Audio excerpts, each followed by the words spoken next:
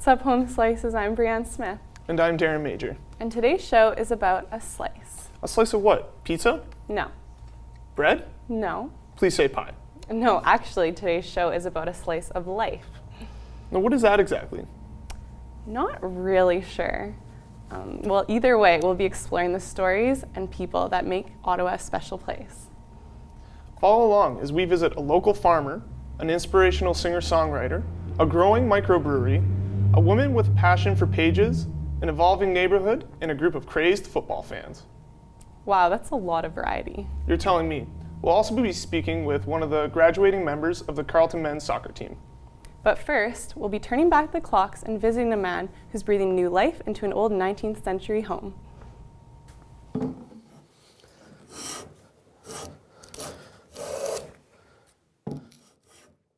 My father learned carpentry in the 1950s in Ireland, and back then there was no electricity on site, so they used a lot of the old woodworking tools that didn't require power.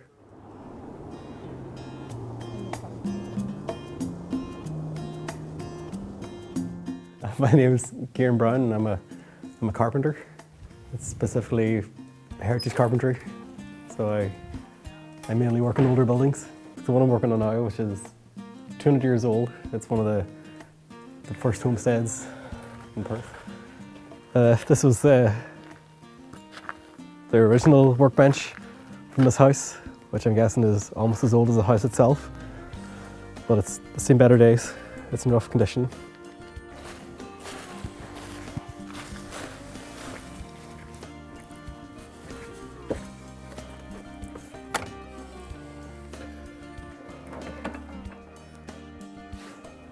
This is my workshop at the minute, and this would have been the original, this would have been the first building that the original family had built when they first arrived. Here you can see where some of the kids had carved a name to this here pillar, and there's some of the original names from the families that lived here first, the Menzies and the Monroes. When I worked in Ireland with my dad, I remember him, he'd always point out really good craftsmanship. And at the time I didn't notice it as much as I do now, but when I did start doing it myself and realizing how much work and effort and skill went into making something as simple as like a window or a door, and especially back 200 years ago when like they had no power or machine, everything was handmade, and just the length of time and effort and the skill that went into making these simple things, just the quality of the wood is just, you'll never see it again. So this is an example of a window that I made about 2 months ago, and this is a window that I restored, and that's probably almost 200 years old. All the woodwork in these houses would have been from forests they call old growth, so they had like 100 to 200 years to grow, and they were the strongest trees that survived. So, and this is the old growth pine, this is the new growth pine, and you can see the tightness of the annual rings, the end grain. So the tighter the grain, the more durable the wood. The pine that they used will last a lot longer than, like the windows I restore will last longer than the ones I have to remake from scratch. Actually, these windowsills are they're all black locust, which is one of the hardest, it's like the hardest wood out there. Yeah. So this windowsill was as good as the day it was put in. I prefer using the hand tools, as we call them, because it's very therapeutic feeling. It's nice and silent. You've got complete control. There's very little that separates you from the wood. Well, roughly this saw was probably made near the turn of the century, and it's one of the finest hand saws you'll be able to get, because during that time it would have been the peak of saw manufacturing. One of the main advantages of working without power is that I can work with my cat on the bench with me, and I'm not terrifying him of really loud noises. Being able to take the time to build something right. And I can't make as much money as somebody on a new build site, but I think I get a lot more satisfaction from what I do. It's interesting is the history that this building has got a past, and it's been inhabited by so many people for a long time, and it's still livable today. It'll just continue to be used as a home for hundreds more years. So I like that. I just like being part of like a long section of time and history. Ottawa's Chinatown neighborhood has been evolving for more than 40 years. Local expert Don Kwan takes us on a tour through the neighborhood and the many attractions and challenges it faces.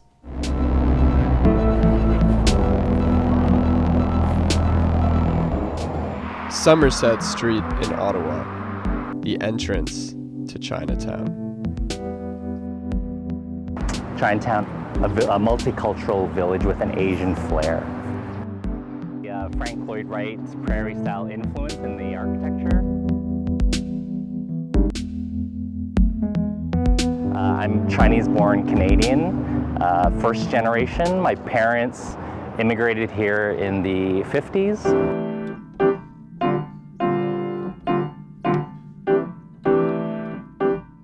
Chinatown originally was on Bank Street, which is downtown, and that consisted of a laundromat and a restaurant across the street from each other. Like my father worked at the restaurant that was in Chinatown on Bank Street, and then he learned the ropes, learned the business, eventually became like the bartender there, the head bartender there, and then him and my uncle and other relatives decided to open up their own restaurant, which is now the Shanghai restaurant. So they opened it in 1971, which before this, it was more of a Greek, Jewish, Italian, kind of British neighborhood. So when my parents moved in here, it kind of started a trend of building it into what is now known as Chinatown, like 40 years later. So yeah, we could start our tour. Every Chinatown has dim sum, right? And you know those big, huge dim sum places that seat 1,000 people? So here in Ottawa, we have two really popular ones, and they're just across the street from each other. So there's the Yangtze and the Shuxing. They're both family-run businesses. They've been real stakeholders in the community, like cornerstones in the community.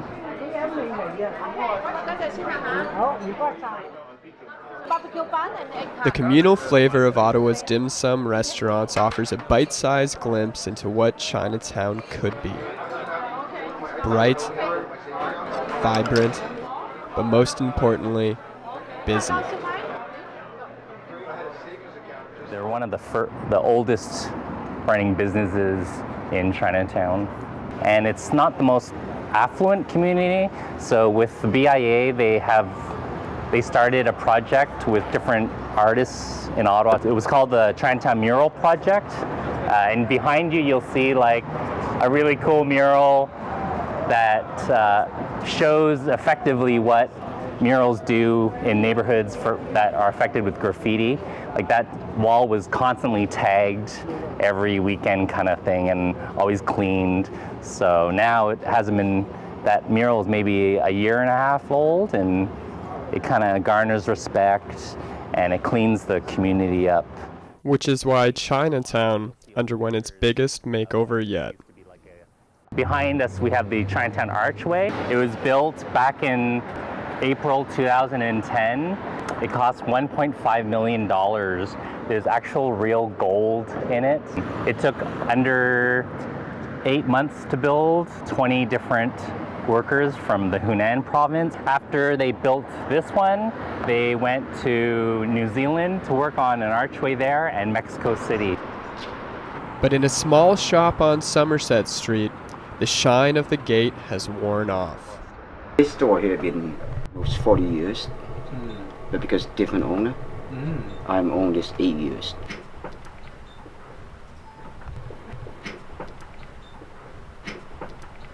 Weekday is quiet though. And down there, you go step the Zen Kitchen gone. Quite a few is gone. Yeah, still good. We need some miracle help. It's no good anyway. There's not much change. I actually have tour maps. Festivals Maybe I can like hand them Chinatown Remix could be that change. out. The space. So it's a pretty cool festival because it incorporates art into spaces that normally wouldn't display art. So like a laundromat, a Korean barbecue. It's a great way for the community to get involved in the businesses, and then the businesses with the different, everybody's so different, they have such a different background, it gets them involved in the community. So it really introduces two different polar groups together, and the festival draws a lot of people, and art kind of has a way of bridging people and culture. So yeah, that's really successful, and it's going on its 8th year. Kind of came for a dessert place, but we found out that there was something else going on, and so now we're going all throughout the streets of Chinatown, and we're trying to get some stamps. Art is great, so I kind of really love it. I thought it would be a bit more like, because I'm from Vancouver, I figured it would be a bit more like the Chinatown there, but it's really different, and it's a lot more diverse. The one here is actually like quite nice, and like there's a lot of little cool stores, and like apparently a lot of really cool artists that like I wouldn't have known about otherwise, right? And it's beautiful every year to see like the local art, and also just like the food is a big thing for me. Curry poutine, and that was the general task poutine. A minute on the lips, lifetime on the hips. With initiatives like the festival, one thing's for certain: Ottawa's Chinatown will continue to evolve and change the face of the nation's capital. With winter coming, fresh local produce may be hard to come by, but that isn't stopping one Ottawa farmer from continuing to educate people about sustainability and the importance of local farming. The world needs more farmers. We've been getting fewer and fewer.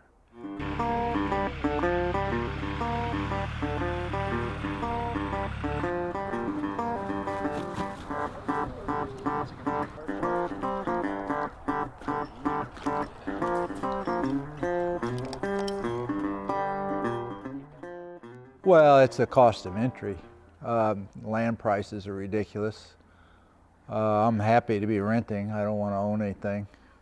Material costs, including the roof, which is a greenhouse, from a greenhouse company.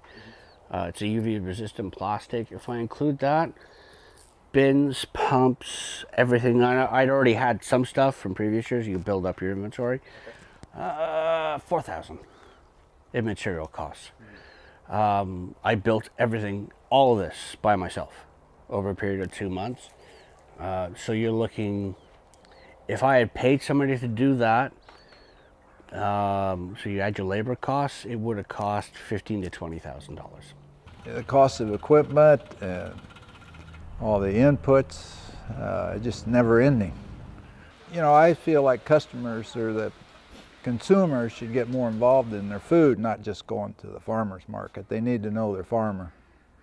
And they want to buy organic, but they don't know if it's organic unless they learn the farmer, unless they get out on the farm, take a little more responsibility for themselves. Instead, we've gone the route of the farmer expected to grow it and process it and market it, and that's not my definition of farming.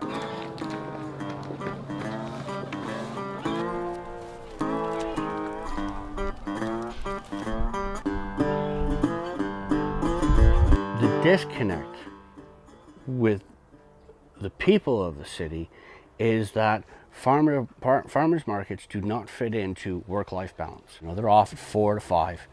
They get on the Rosie Transpo bus.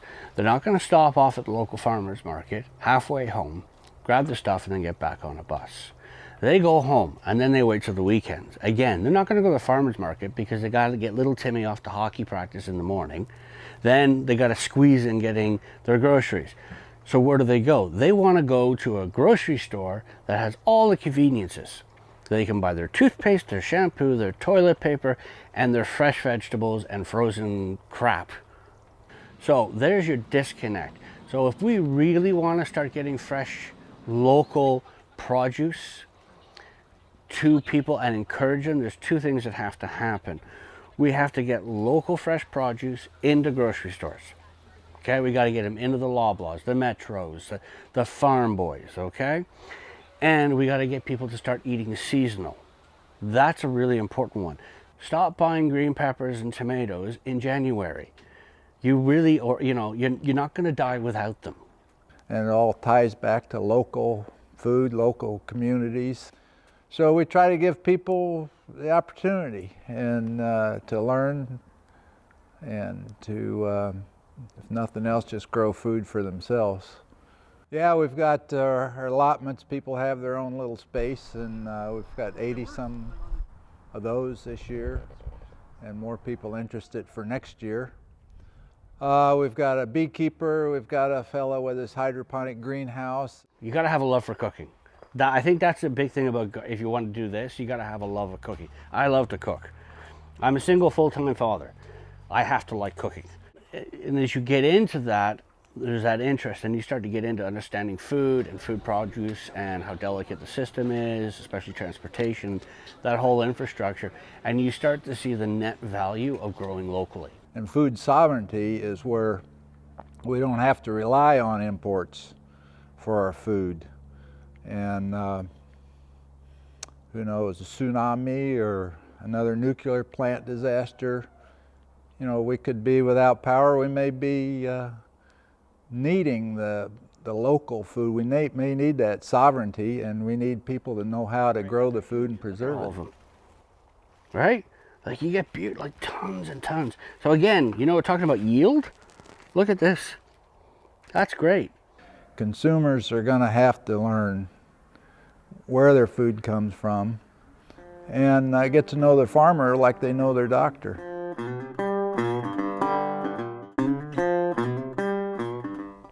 Local singer-songwriter Tara Shannon is rocking the Ottawa music industry.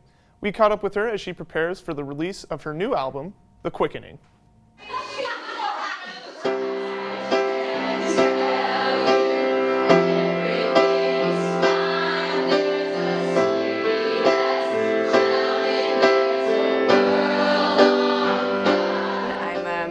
A singer, songwriter, and recording artist. I'm a producer as well, and a new owner of a record label and publishing company. And I live here in Russell, Ontario, with my family. We have my husband Dan and I have 7 children, 5 boys and 2 girls, 2 dogs. Yeah, and I've worked in the music industry for about 20 years. The car is loaded down, heavy as my heart. They say all the first will be this hard. So I was depressed as a child, but didn't know I was, because we didn't use language like that. It wasn't talked about. It wasn't something parents were really educated about. I only figured that out later when I understood what it looked like. And I looked back and I would think about episodes and go, oh, right. That was what depression looked like for me as a child. Music. When I cut music out of my life to try to simplify my life, it triggered a deep depression. And so music for me is almost like medication. I don't wanna go down December Road. The one place it'll take me. You're still gone, I'm alone, but you know I know.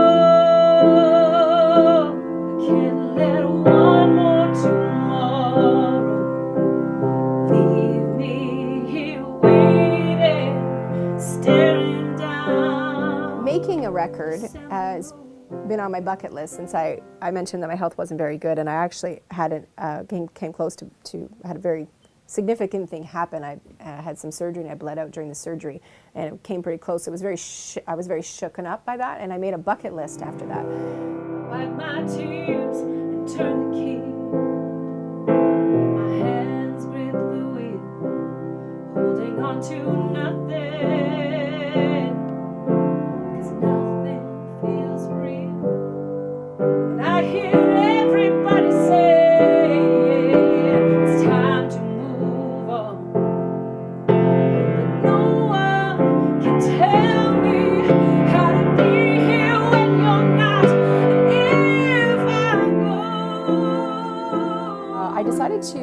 record my record in Nashville because I found my producer in Nashville. Her name's Hayley McLean. She's a Canadian female producer, incredible musician, incredible producer. And we were just an immediate fit.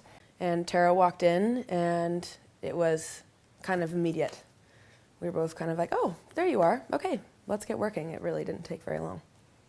And Hayley fell from the heavens, I say. And the big joke is, she's so young. She's like, you know, mid to late 20s. I said, I know why I've had to wait 20 years to make this record. I had to wait for my producer to get born. This record for her is so personal, and for her to trust me to bring it to life is really, it's a lot, and I really appreciated that. When you're creating music, you're kind of existing in the space between. You know, it's its own zone. You kind of go to this place where it's not here or there, you know, and you're just kind of lost in this place where, for me, it's a connection to the bigger. It's a connection to the universe, you know. One place it'll take me. You're still gone and I'm alone. But you know I can't let one more tomorrow leave me here waiting, staring down December road. Tried cutting music out of my life, and that didn't work out for me very well. I actually got really sick and made the connection that music isn't something that I do. Music is woven into the fabric of who I am, so I have to express it somehow every day. So my hope is that music can be a vehicle to affect change, whether that's on a small scale with one person feeling not alone and therefore they make different decisions in their life, or they heal, or they get stronger and better. That's affecting change. Whether it's continuing the conversation, that affects change. So my hope really is that the music will serve as a vehicle to do that. I'll always be waiting. It's time now to start down December road.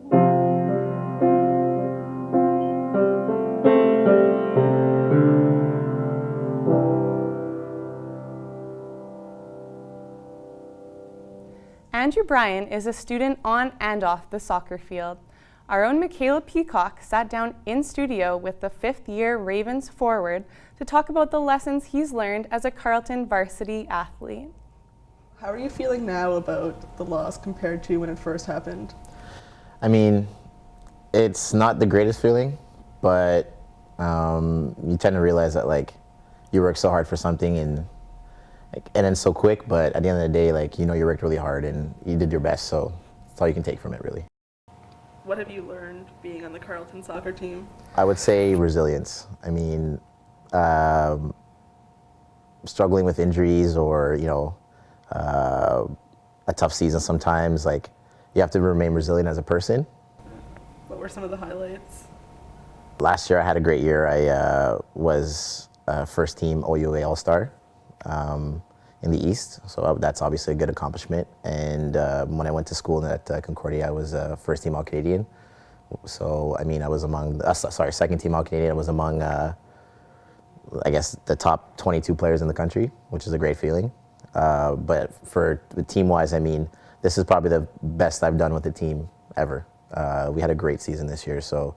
Did you imagine yourself ever being at this level when you were younger? No, I mean,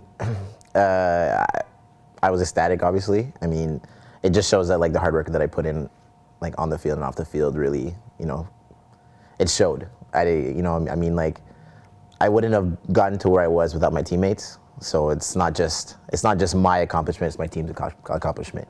I mean, but when I was a kid, like, obviously I wanted to be a professional soccer player and all that stuff, but, like, this is as close as I'd probably get, and this is the best feeling ever. So what's been the best part about being on the team? Well, it's hard to name one, but I would say the best part would be just basically being in the locker room and sharing every moment with these guys. Like, it's a ride. It's a very, very interesting and fun ride. You know, we go through tough times together, we go through the great times together, but it's the key word is together. So being with the guys in general is probably one of the best parts, I would say. What an interesting story.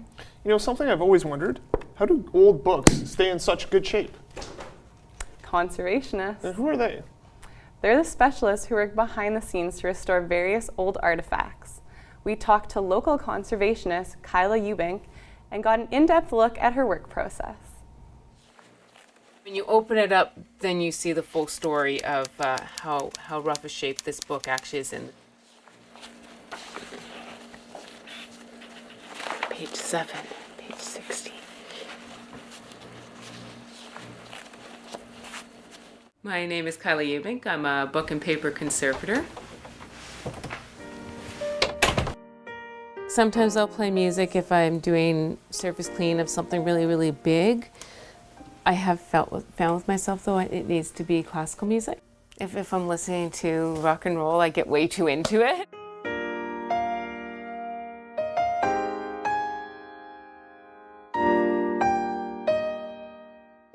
Obviously, the work is what really excites me. I get really enthusiastic about that. But there's so many fantastic stories that artifacts tell us. Got real functionality to books. They're not like a lot of artifacts where you can just set up on the shelf and it goes behind the glass doors and nobody handles it.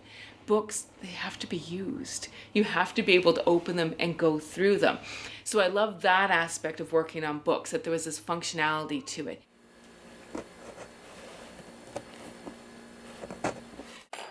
I'm going to turn it from the other angle so I can get it from the other side. And very gently. All right. Big section off. I was raised in a family that really supports heritage. So I always grew up with that appreciation for art and history and culture. My mom's a huge collector of books. I almost dread having to inherit her collection because it will not fit in my house. My very first job when I was 12 was actually refinishing furniture with my father. So I really love that technical hands-on stuff. I really did grow up in the shop with my dad. I was daddy's little girl, always doing a lot of woodworking and those kinds of things. Our main goal is to preserve artifacts. We differ slightly from restorers in that our goal isn't always to make something look brand new. It's often just to preserve it, keep it in the state it's in. We don't always want to erase the stories that an artifact tells us. So this book has been rebound in a very gaudy modern library binding.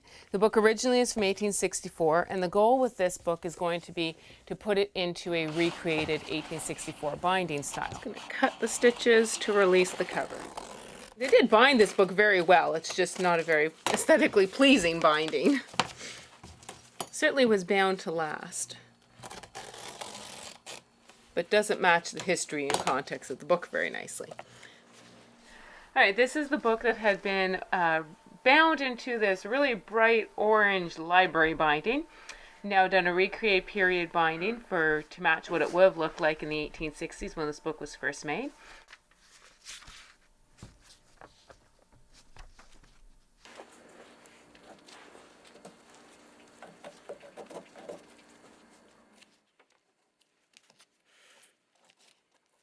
And yeah, I can get a bit more off the bottom of that and peel it up. And it's like this really gooey stuff. Kind of looks like one of my assistants referred to it as snail snot. And after that, I never looked at it the same again. Favorite fact to tell people about conservation is how much I love doing it, I think. How much satisfaction doing this kind of work actually gives you to take something falling apart and make it look, not just look new and look good again, but also make it usable, to know that you're extending the life of the piece that's going to be around for, the next couple hundred years.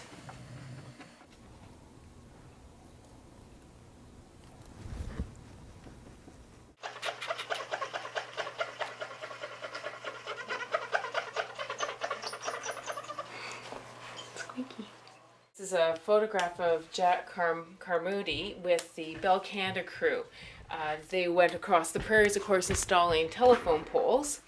And as you see in the picture, there's two heavy horses and all the men are actually standing on the telephone poles. So this not only has got some great family value to it. It's also got great cultural value for Canada in general.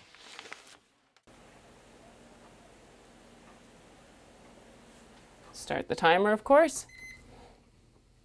I do actually often talk to my artifacts. Like a relax their photograph. And just get you to relax a little bit more for me. Thank you. There we go.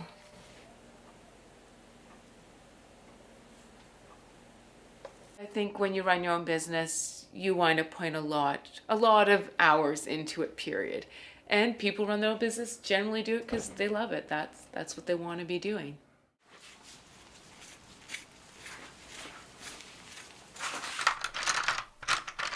Slightly darker gray. And this is after it's been washed, plated. It's all dry now. As much of the dirt's going to come out has come out. I've infilled the losses with Japanese paper. So I'm going to go over with some watercolor pencils to just blend the losses away. I'm not going to try and really recreate any of the media. I just want to make it less obtrusive.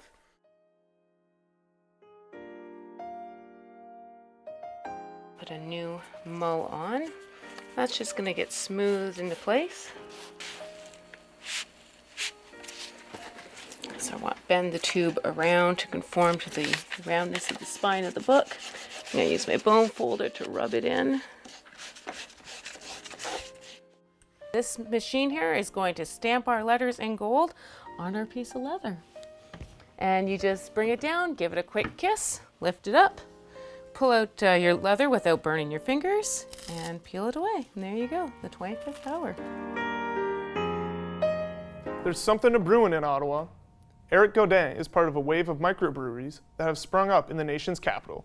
We visited Godin at his Kitchissippi Brewery to see what it takes to make a nice craft beer. It's a really intense science. There's so much. It's biochemistry, really. Hi, I'm Eric Godin. I'm 26 years old. I'm the head brewer at Kitchissippi.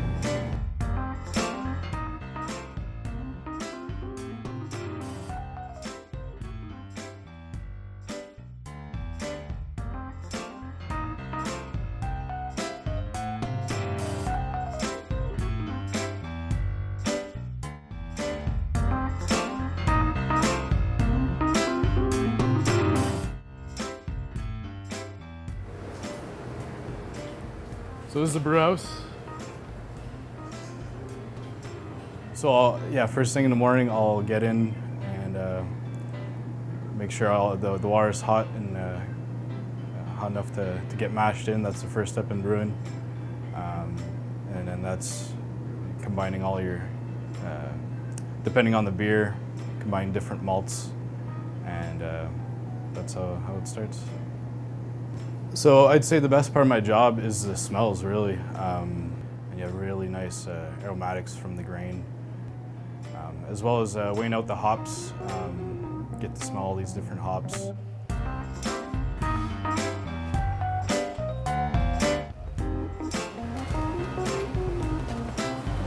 So here we have the hops.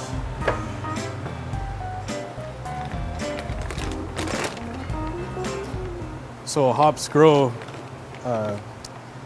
as cones, but we get them in pellet form. They store better. So last step in malting is kilning, and depending on the temperature, you'll have different kinds of malts. So on the lower end of the spectrum, you have Pilsner style malt, lightly kilned, and then medium range, you have Crystal style malt, caramel malt, as the temperature increases. And then on the higher end, you have your chocolate malt, or roasted style malt, as the temperature increases. In April, I had the chance to pick a beer style and make a recipe for it. So I chose to do a Czech style Pilsner. And it's just my favorite because it's the perfect balance between flavor and drinkability. It's a friendly competition. We help each other out. A lot of the brewers talk amongst each other and different processes, techniques, and ingredients, whatnot. So it's a good thing, a good competition. It comes down to preference, really. I mean, if you like macro-style beers, it is what it is. It's a easygoing, refreshing beer. But if you're looking for something a little more complex, something to go with the food pairing. Definitely, we have a lot to offer. A wide range of different beers out there, so there's a lot to discover. Football in Ottawa appeared to be gone forever when the Ottawa Rough Riders left town in 1996. When the sport returned in 2014, so too did the city's most passionate football fans. We took a look at what makes Ottawa a thriving football town.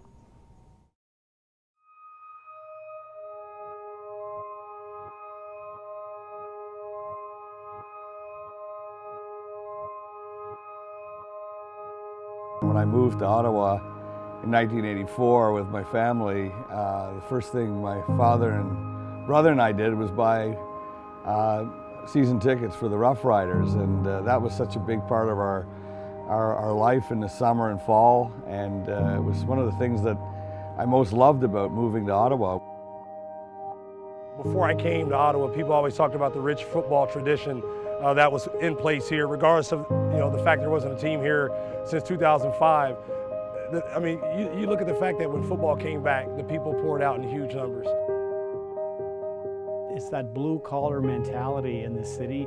You had a lot of people coming in from, Pembroke and Smiths Falls and even Gatineau, all around Ottawa, that just love football.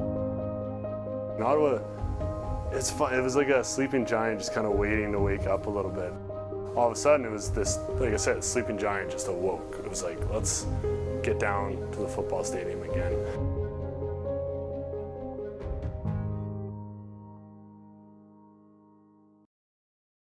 There's always been a core of passionate football fans here.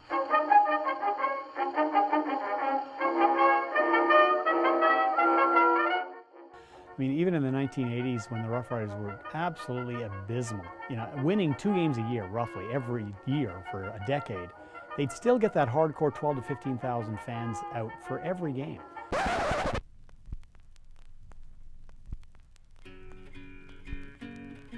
When the team folded in the early 90s, it was a pretty sad time for me. It was like a big part of Ottawa was gone, and a big part of what made living in Ottawa so great was gone. Everyone very excited to get the Renegades back here. Ran into some money problems, and again, bottom line, the team wasn't good enough. They weren't good enough. They didn't make the playoffs. More fans stayed away than not, and that was really the problem. Really is a void when there's not football in the city, because there are a lot of passionate football fans, and I think we're seeing proof of that now.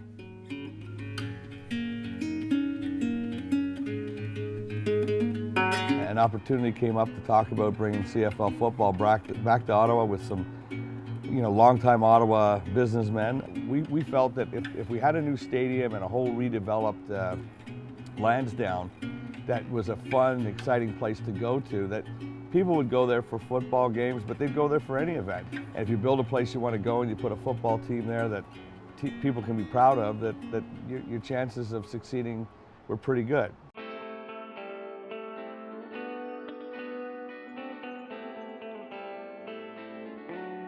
Well, first game of the inaugural season, we decided that we had to do something special, and we came to the conclusion that we had to body paint ourselves plaid.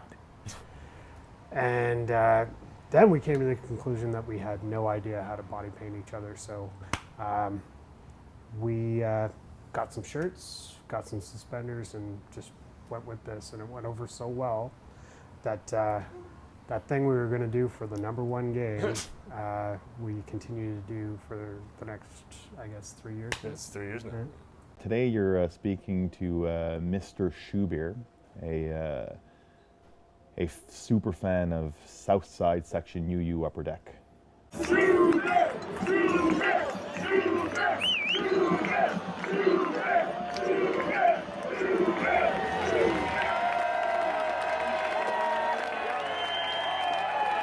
It started off as a dare. One of my buddies said, hey, listen, I'll buy you 2 beers if you chug it out of your shoe.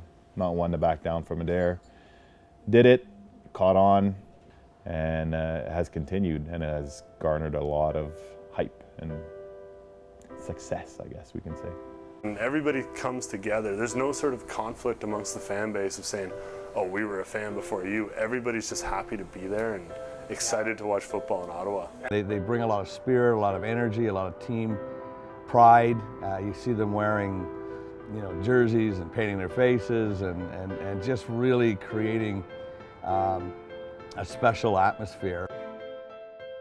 A lot of times you get a chance to go be part of organizations that have been around for a number of years, helping them turn the corner, win a championship. But the fact that we've been able to come here and be part of building an organization from the ground up, kind of replanting the roots of football and help regenerating that passion. I mean, I've been called the legend of the South Side or something like that. I'm just there to have fun. At the end of the day, our nation, I'm part of our nation's fan, and we're there to support the team. We will, Grey Cup, we're never going to give up these tickets. It's not about John and Ken. It's about Ottawa Redblacks fans. And so at some point, we don't really attach our names to it.